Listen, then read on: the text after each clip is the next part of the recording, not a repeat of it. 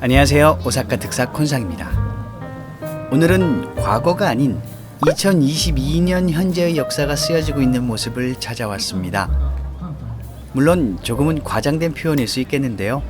한편으론 이런 하루하루가 모여 역사를 만들어가는 것이며 또 지금 오늘은 지난 역사가 이루어준 것이라 생각해보면 이 정도의 과장은 이해해 주실 수 있으리라 믿습니다.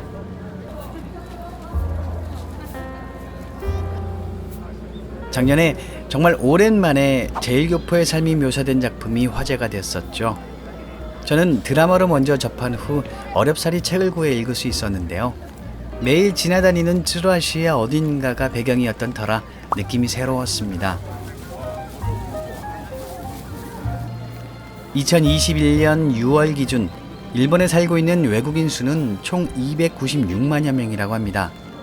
그중 우리나라는 41만 명으로 중국 74만, 베트남 47만의 뒤를 이어 세 번째로 많은 비율을 차지하고 있습니다.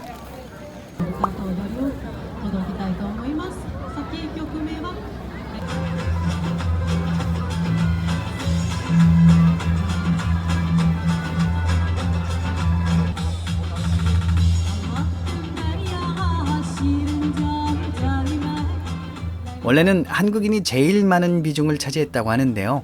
오랜 시간이 지나면서 돌아가신 분들도 많아지고 또 일본 국적으로 귀화한 분들도 많아지면서 외국인으로서의 수가 많이 줄어든 것이라고 하네요.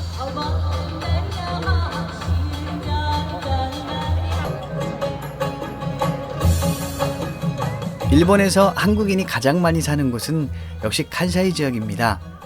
줄기차게 보아왔던 도레인의 역사에서부터 시작하여 일제강점기 때를 거쳐 제주 4.3 사태까지 배가 닿는 곳을 찾아 한 번 가면 죽기 전에 다시 고향을 찾아볼 수 있을까 하는 각오로 온 것이 여기였구나 하는 생각을 하다 보면 당시에 얼마나 많은 고생을 하셨을까 가늠하기도 어려운 것 같습니다. 특히 일제강점기 이후에 건너오신 분들, 즉 지금 우리가 제일교포라고 부르는 분들이 받은 고생과 불편함 속에서도 대한민국 국적을 포기하지 않고 아직도 특별영주권자라는 자격으로 살고 계시는 모습을 보다 보면 좀 낯간지러운 얘기 같지만 나라라는 것이 무엇인지, 대한민국 국민이라는 것이 어떤 의미인지를 매번 다시 생각하게 해줍니다.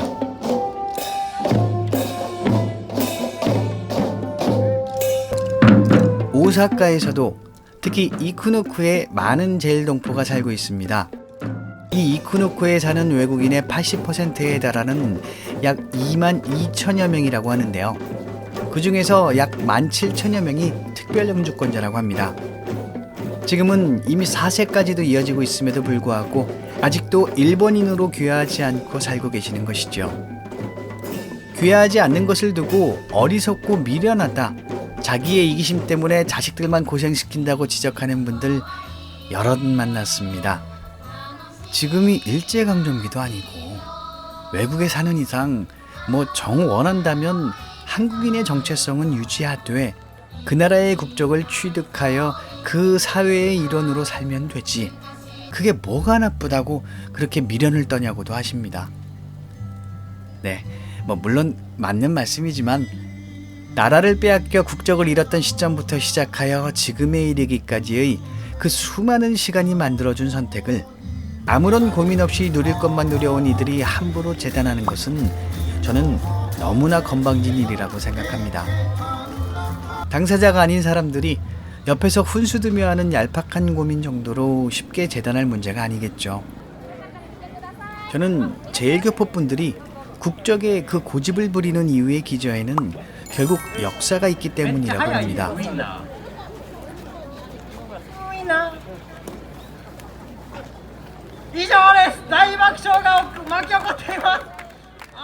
우리나라를 빼앗고 우리 민족을 말살하려고 했던 역사를 지나간 옛날 이야기 취급하며 외면하지 않았기 때문에 그런 나라의 국적을 일부러 취득하고 싶지 않았던 것이겠죠. 역사적 사실을 아무것도 몰랐다면, 혹은 역사보다 눈앞의 현실에만 적응하고자 했다면 그만큼 고민의 짐은 덜어졌을 텐데 말이죠. 안 그래도 온갖 차별과 멸시로 갖은 고생을 하시며 하루하루 벌어먹고 살기도 힘드셨을 분들에게 교육으로서의 역사가 아닌 그저 우리는 어디에서 왔으며 왜 이렇게 살게 되었는지를 기억하고 전달해 주었던 것이 역사가 되어 주었고 그 역사를 통해 이 깊은 고민이 시작되었다고 봅니다. 그렇기 때문에 미련하고 어리석은 것이라고 치부할 수 없는 소중한 선택이었음을 우리는 지금이라도 알아봐야 하고 또 존중해 주어야 한다고 저는 생각합니다. 最初はですね、韓国伝統芸術教室メアリによる合唱ですね。ちょっとじゃあ紹介させていただきます。 지금도 우리나라에서 다문화 정책에 반대하는 분들도 많은 것처럼 외국인으로 살아가는 것이 결코 녹록한 것이 아닐진데 하물며 식민지 시대에 오셨던 분들의 삶은 오죽했을까요? 그러한 고생을 이겨낸 분들이 지금 이 구민축제의 무대에 올라 아리랑을 부르고 장구를 치고 계시는 것입니다.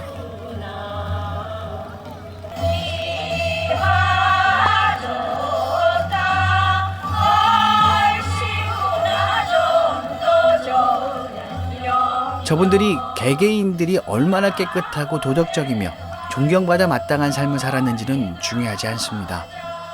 그저 한국인이 이제 저렇게 무대에 올라서 당당히 우리의 노래를 할 수 있게 된 지금의 모습이 감격스러운 것이라 봅니다. プロで45年間識字教室を行っています。詩を学びたいおもりたちが仕事を終え家事を終え週に2回月曜日と火曜日発教に通っています。主には母、発教は教室という韓国語です。 행사가 시작된 후 조금씩 내리기 시작했던 비가 어느새 공연을 포기하는 팀들이 속속 나올 정도로 많이 내리기 시작했습니다.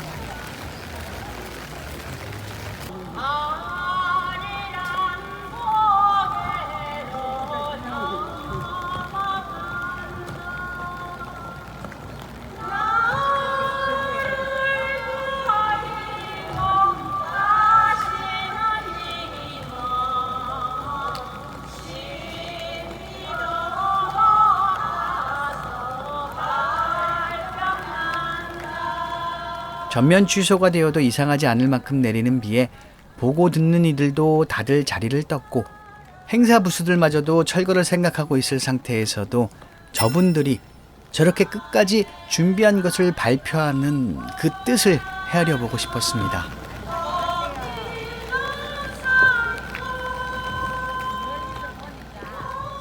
이 포구에서도 끝까지 아리랑을 부르고 싶어 하셨던 분들의 공연이 제발 그들만의 리그가 아닌 우리들 모두 그리고 같이 살고 있는 이곳 일본 주민들 모두와 함께 할 수 있길 바라보며 오늘은 이만 인사드리겠습니다.